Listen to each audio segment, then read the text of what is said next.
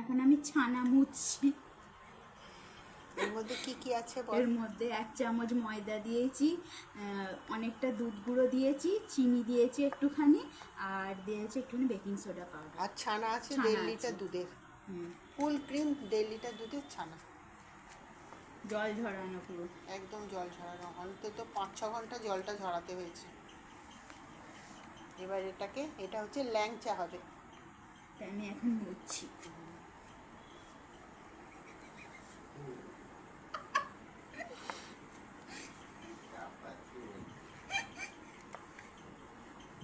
এটা হাত দিয়ে এরকম করে সুন্দর করে, হ্যাঁ, এতে 1 চামচ ঘিও দিয়েছি। হ্যাঁ, এতে ঘি না দিলে ফ্লেভারটা আসবে না।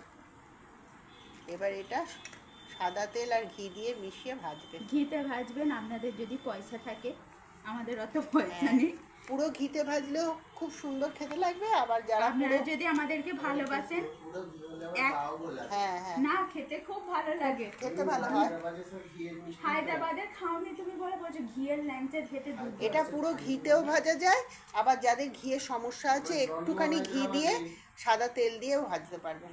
এটা খুব লো ফ্লেমে ভাজতে হয়। ভাজা হয়ে গেলে ওটা ওপরে ভেসে উঠবে। তারপর শিরাতে ফেলে অন্তত 12-14 ঘন্টা রাখতে হবে। 24 ঘন্টা। হ্যাঁ, তবে ভালো মতন রসটা জুটবে।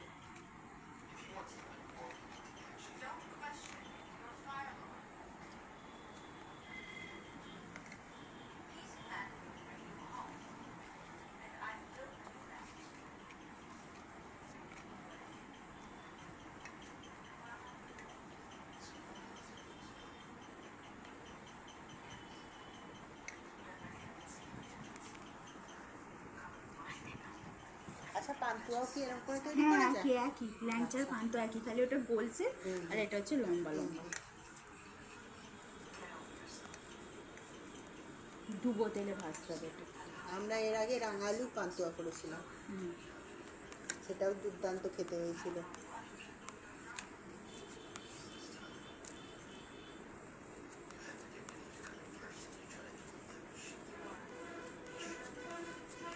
এভাবে রসগোল্লাও করে ছানাটাকে।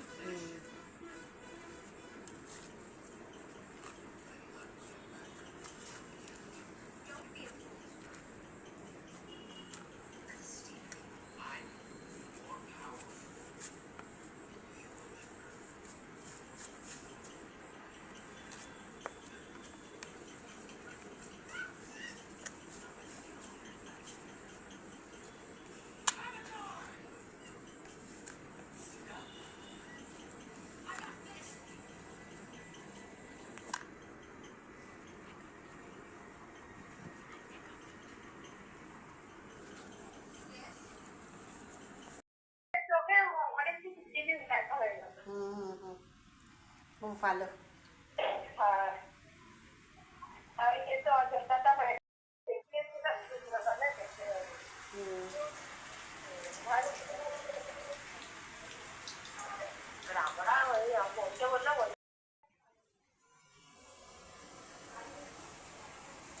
আমরা ল্যাংচা ভাজছি, এখন লোক ফেলে ভাজছি ভাজছি হ্যাঁ ভাজছি।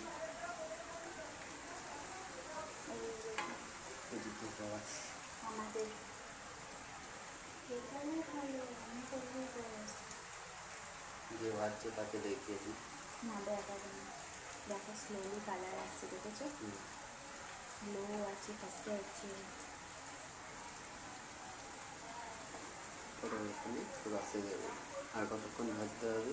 আর একটু কালার আসছে।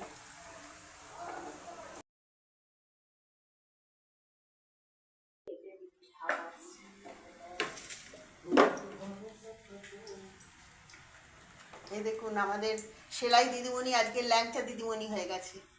স্লো করে ভাজতে হচ্ছে। এই দেখুন, লো ফ্লেমে ভাজতে হচ্ছে।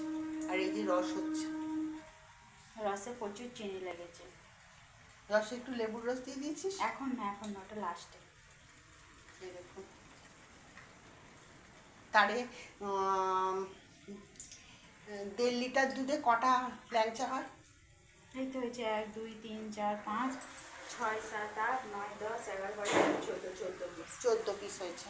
আমাদেরগুলো খুব বড় বড় করা হয়েছে, আর একটু ছোট করলে আর একটা বেশি হতো।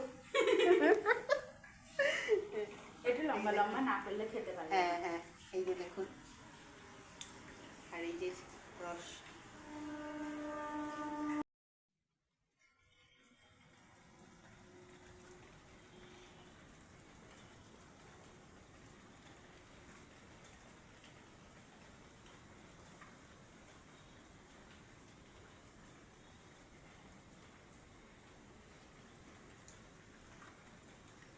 গন্ধটাতেই যে মিষ্টি মিষ্টি গন্ধ, দারুণ লাগছে।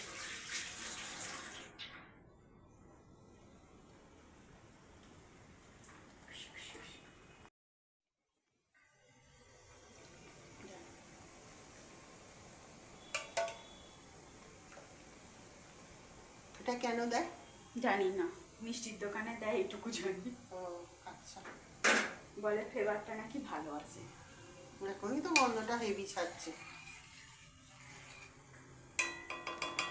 রসটা একটু টেস্ট করে দেখেছিস মিষ্টির ভাবটা ঠিক আছে কিনা? দেখবো একটু পরে। সব চিনি ঢেলে দিয়েছে, আর কিছু বাকি নেই, আর চিনি দেওয়া যাবে না। এই দেখুন, বাড়িতে বানানো ল্যাংচা, এগুলো যখন রসে ডুববে আরো বড় হয়ে যাবে। রসটা তৈরি হচ্ছে।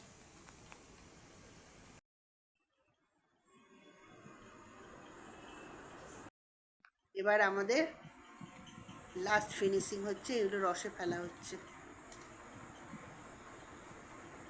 এগুলো আর সারা রাত রসে ভিজবে। ভিজবে, আর কালকে ওটা ফুলে একবার পাঁচ বালিশ হয়ে যাবে।